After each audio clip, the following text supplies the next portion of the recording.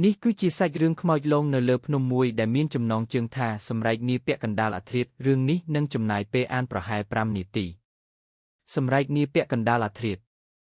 មានក្រុមក្មេងស្ទាវមួយក្រុមមានគ្នា4នាក់គឺសេឡាវិបុលផានិតនិងសុខាពួកគេបានសម្រេចចិត្តនាំគ្នាទៅបោះតង់នៅលើកំពូលភ្នំមួយដែលល្បីថាមានទេសភាពស្អាតប៉ុន្តែក៏សម្បូរទៅដោយរឿងព្រឺព្រួចផងដែរអ្នកភូមិនៅជើងភ្នំបានព្រមានពួកគេថាយប់ឡើងបើសំឡេងអ្វីចម្លែកកុំមាត់ហើយកុំដើរចេញពីភ្នំភ្លើងឲ្យសោះការចាប់ផ្ដើមនៃភាពភ័យខ្លាចនៅពេលប្រឡប់មកដល់ពួកគេបានរៀបចំដុតភ្នំភ្លើងចម្អិនអាហារនិងជែកគ្នាលេងយ៉ាងសប្បាយរីករាយប៉ុន្តែនៅពេលនាឡិកាឡោតដល់ម៉ោង12អាធ្រាត្របរិយាកាសក៏ស្រាប់តែប្រែប្រួលខ្យល់ត្រជាក់បោកបក់មកយ៉ាងខ្លាំងរហូតធ្វើឲ្យភ្លើងដែលកំពុងឆេះសន្ធោសន្ធៅស្រាប់តែរលត់ងឹតឈឹងសំឡេងអាតកំបាំងស្រាប់តែមានសំឡេងស្រីម្នាក់យំខ្សឹកខ្សួលចេញពីក្នុងព្រៃជ្រៅ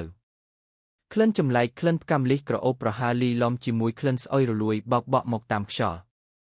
ព្រឹត្តិការណ៍រន្ធត់វិបុលដែលជាមនុស្សមិនសូវជឿរឿងខ្មោចបានងើបឈរហើយស្រែកថាអ្នកណាគេនឹងចេញមកកុំមកលេងសើចជាមួយពួកខ្ញុំភ្លាមនោះសំឡេងយំក៏ប្រែជាសំឡេងសើចក្អាកក្អាយយ៉ាងរន្ធត់សុខាដែលអង្គុយក្បែរនោះស្រាប់តែចង្អុលទៅលើដើមឈើធំមួយនៅពីក្រោយវិបុលនៅលើមែកឈើនោះមានស្រីម្នាក់ស្លៀកសម្លៀកបំពាក់ពណ៌រហែករយ៉ៃសក់វែងអន្លាយគ្រប់មុខបណ្ដោយជើងចុះក្រោមយល់ទៅយល់មកភ្នែករបស់នាងក្រហមច្រាលដូចឈាមសម្លឹងមកពួកគេចំជួយផងផានិតស្រែកឡើងទាំងញ័ររន្ធត់នៅពេលឃើញស្រីម្នាក់នោះចាប់ផ្ដើមលូនចុះពីលើដើមឈើក្នុងកាយវិការបាក់ដៃបាក់ជើងការរត់គេចខ្លួនពួកគេទាំង4នាក់បានរត់យ៉ាងលឿនសម្ដៅទៅរកឡានដែលចតនៅជើងភ្នំប៉ុន្តែទោះបីជាពួកគេរត់លឿនយ៉ាងណាក៏ដោយក៏ពួកគេមានអារម្មណ៍ថាដូចជារត់នៅកន្លែងដដែលដើមឈើដែលថ្មដែលហាក់ដូចជាព្រៃនោះកំពុងតែបង្វិលពួកគេ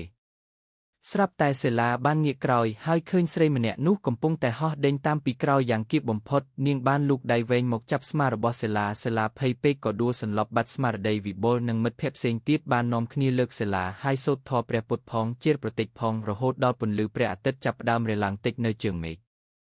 លទ្ធផលចុងក្រោយនៅពេលព្រះអាទិត្យរះខ្មោចស្រីម្នាក់នោះក៏រលាយបាត់ទៅពួកគេបានចុះមកដល់ជើងភ្នំវិញដោយសុវត្ថិភាពប៉ុន្តែសេឡាបានធ្លាក់ខ្លួនឈឺ